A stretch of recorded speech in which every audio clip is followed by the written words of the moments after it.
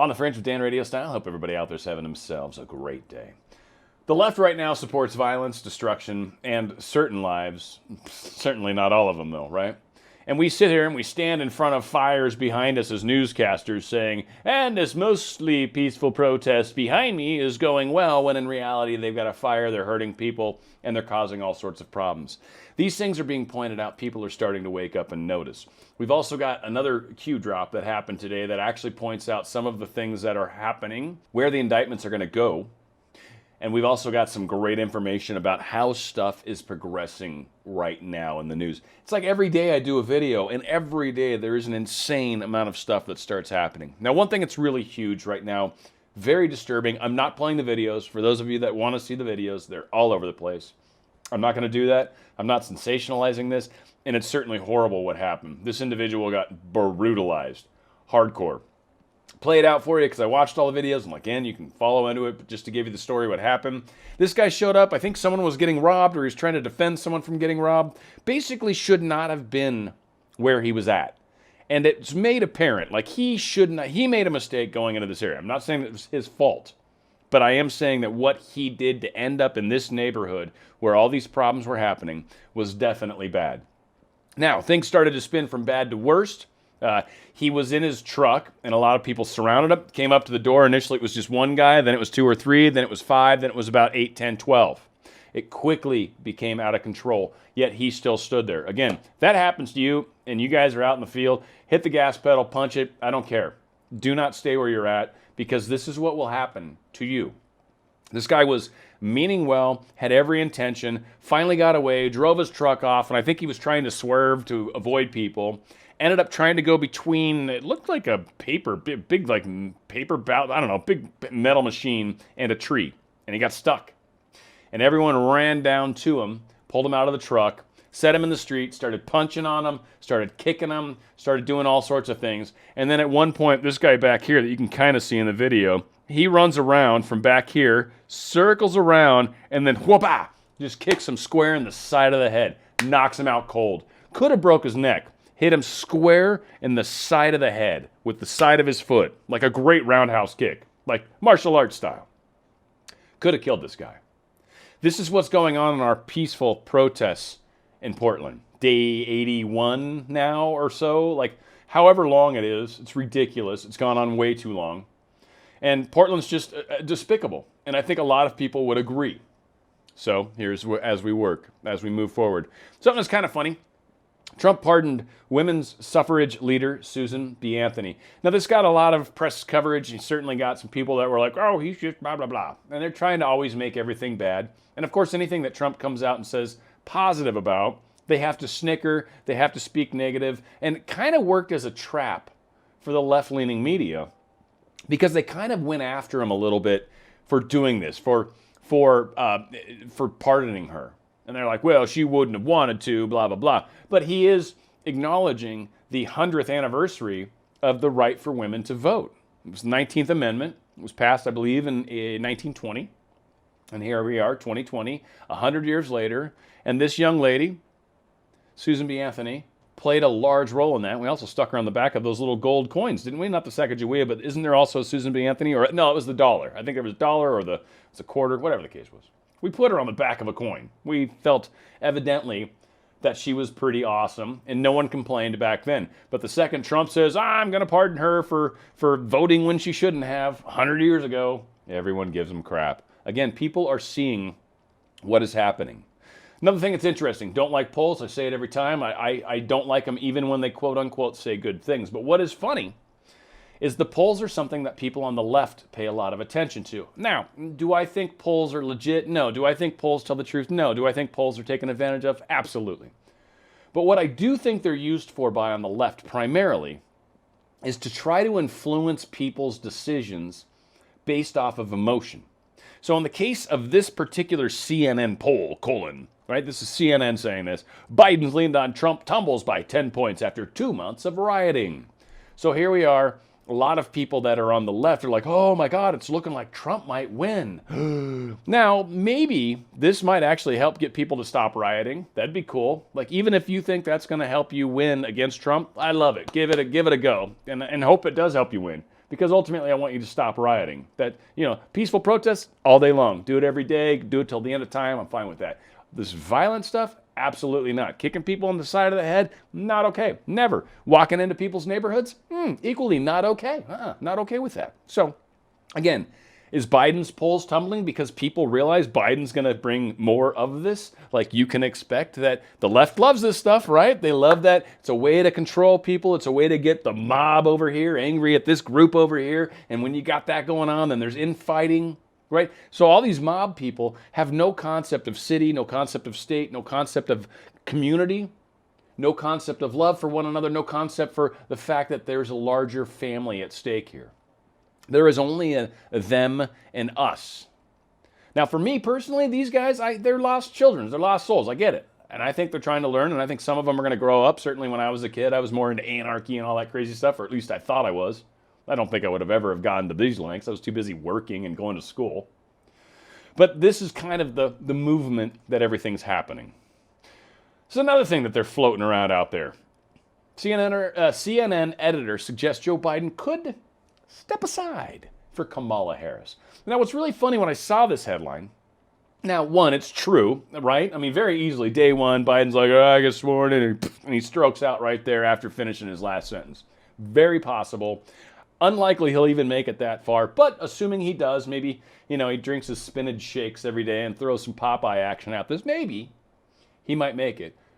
But the second she comes into power, what sort of crazy is going to happen. And then on top of that, when you go back to the Democratic National, when they were trying to figure out of the 85 people that were running for the Democratic president, she did horribly. She did horribly. She was actually really mean to Biden, and she got shot down hard by Tulsi Gabbard. Hard. She did poorly. After Tulsi annihilated her, she fell out of the race. So this is who's going to become our president? Nobody liked her. And here's what's going on. They're already talking about how this guy's just filling in long enough to get the election to happen, and that's probably not even going to work. So people are starting to see this as well.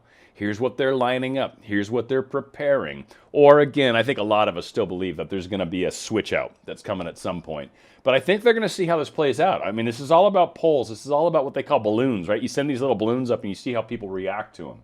And that's kind of what's going on.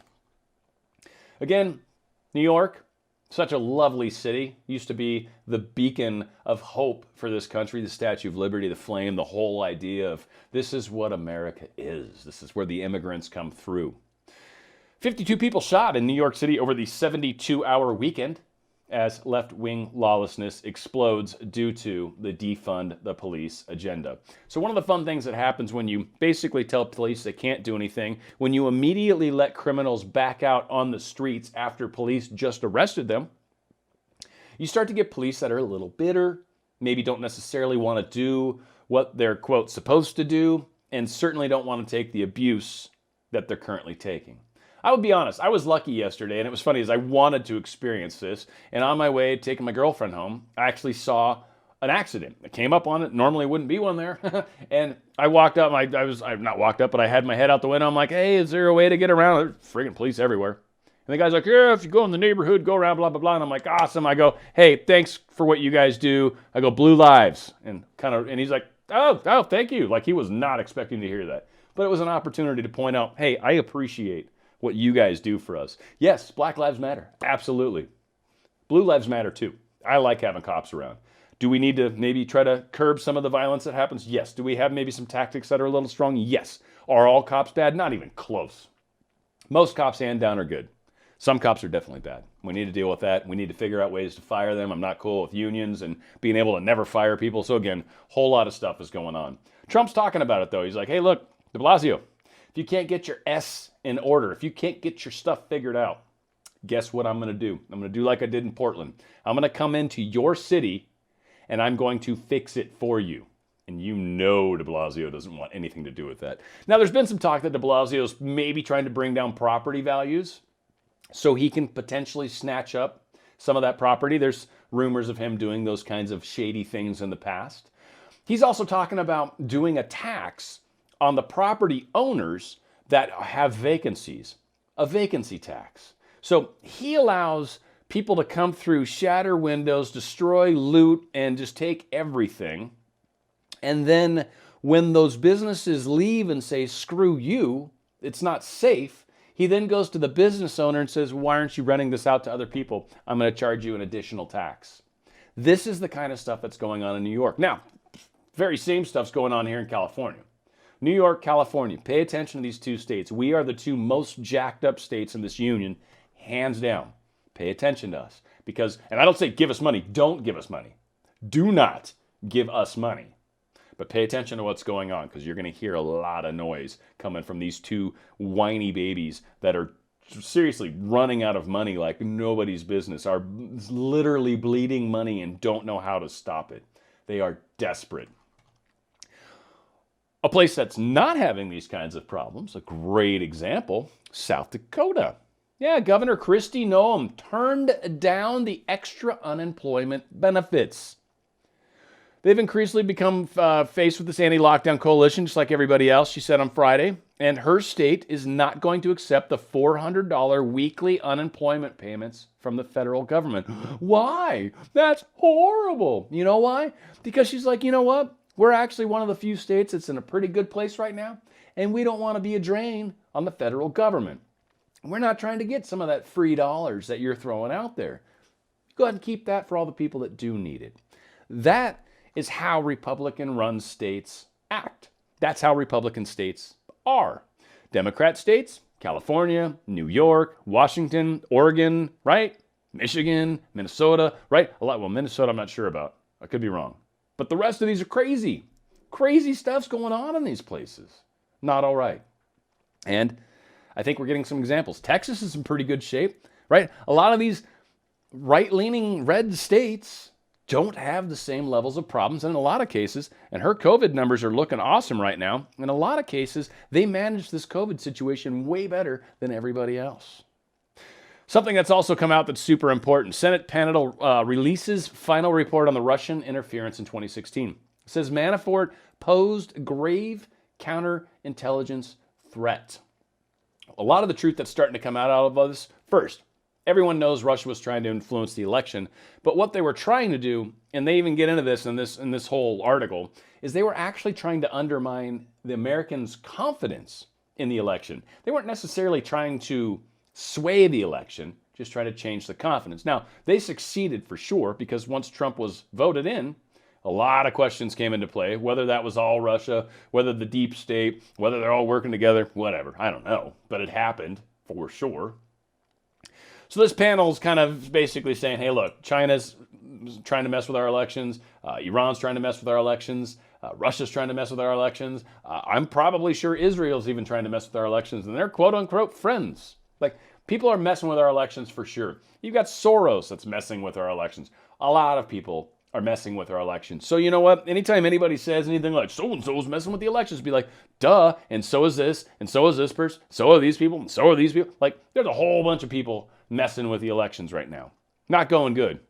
But one thing that's funny, for 2 years, CNN eagerly offered itself as a platform for Adam Schiff and James Clapper to claim there was significant evidence of Russian collusion. And now we've come to find no evidence, zero evidence ever showed itself. So for years, we've got all these politicians that just lied and lied and lied. Again, the left supports violence, destruction, and certain lives, not all lives. You got to be in that special little group, or else you're not a part of the fun. So what's going on with Manafort? Why is Manafort such a significant person?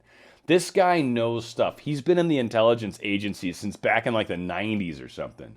This guy knows where all the old stuff is. He's worked for a number of administrations. They shut him down because he wasn't going to play ball by their rules. And he didn't. So they had to lock him up. It was the only way they could quiet him. Well, these things are changing as well.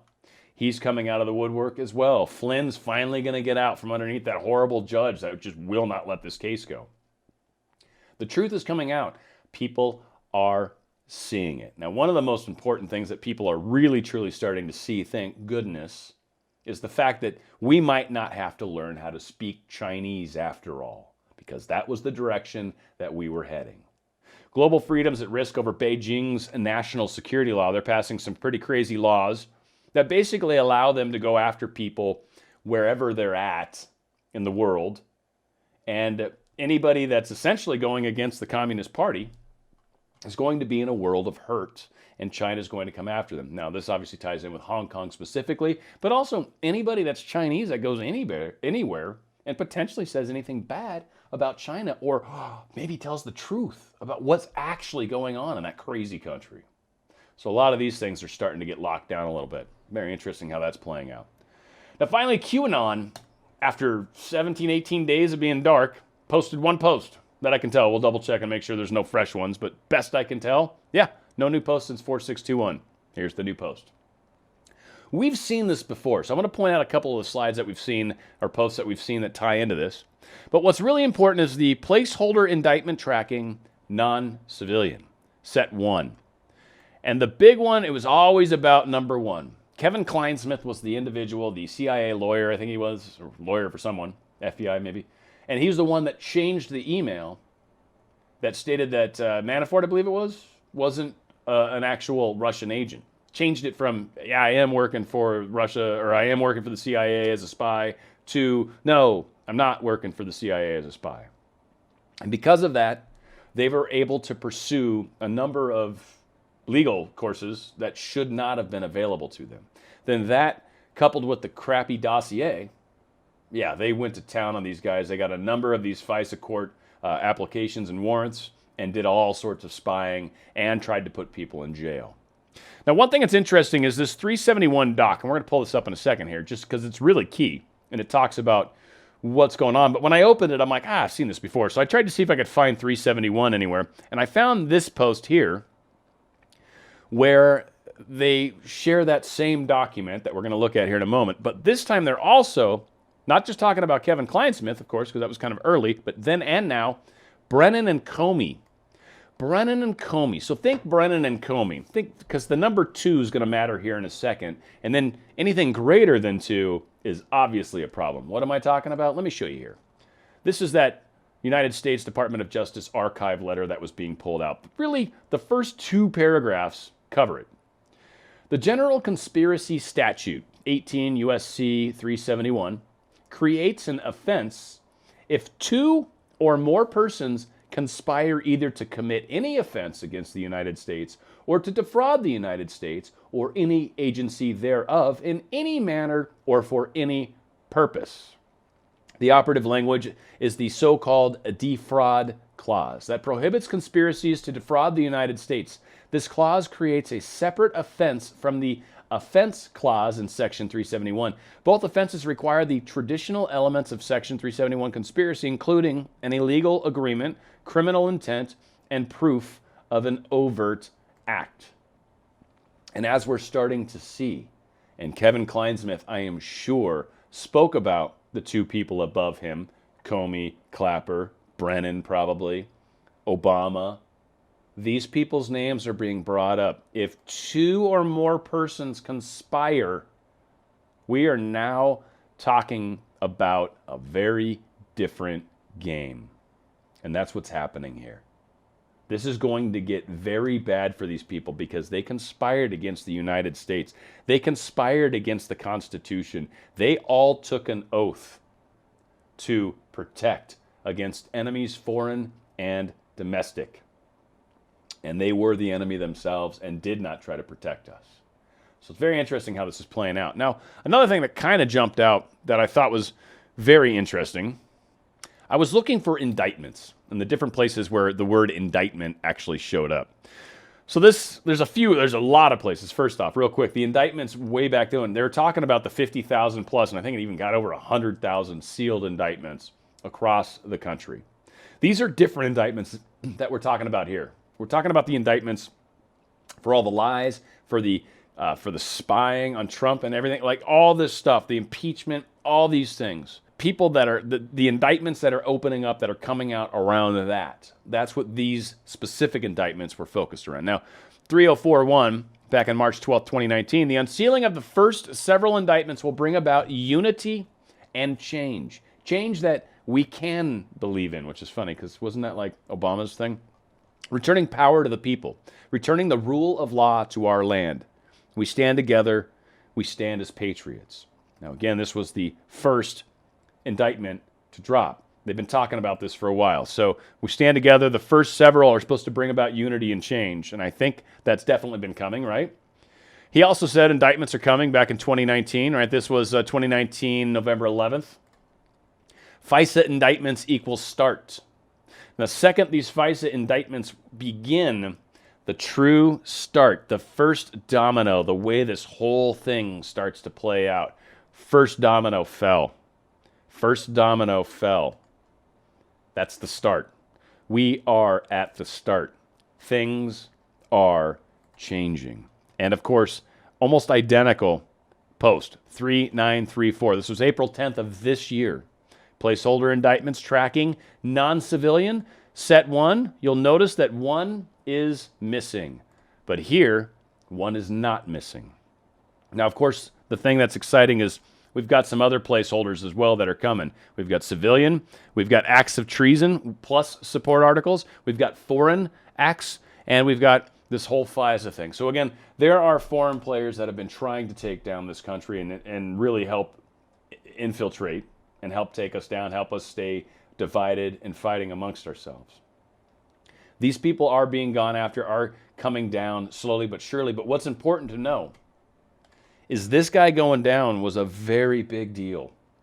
And the start of this, the fact that people saw this, the fact that this was very black and white, he changed an email to say he is working for the CIA to he's not working for the CIA.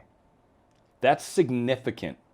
And that was used to gain access to spying technologies because of the FISA courts, because of the lies. The truth is coming out. The light is shining down. We are united, and we have been supporting this cause. Where we go one, we go all. Make sure we put our foots down to this violence and destruction that the left so strongly supports. That's not what we're about. And again, when people on the left wake up, embrace them, bring them in under your wing, offer them an olive branch. Try to help them. These are our fallen comrades. These are members of our family. Eventually, we're going to thin down to just the bare bones, dark, evil presence that's left over, not the good people that are easily led, like lambs to the slaughter, as they would say. So let's keep that in mind as we revolve through this, as we move through this. This is going to be a challenge for us over the next 2.5 months or so. Let's remember that. Let's be good to one another. Let's at least be the example for them. They may hate us. They may name call us. Let's not try to make it worse, for sure. And certainly let's not back down. But let's also not necessarily try to antagonize. Let's just speak a truth. Let's be strong in who we are. When you're strong, pretend that you're weak. When you're weak, pretend you are strong. Now is a good time to sit back and just act like we're weak. We don't need to be. We know we're not. We've got truth on our side. This is playing out in a very, very good way. Stay tuned. If you guys like what I am, please subscribe and all thumbs up, like, share, all that great stuff. It's on the Fringe with Dan RadioStyle.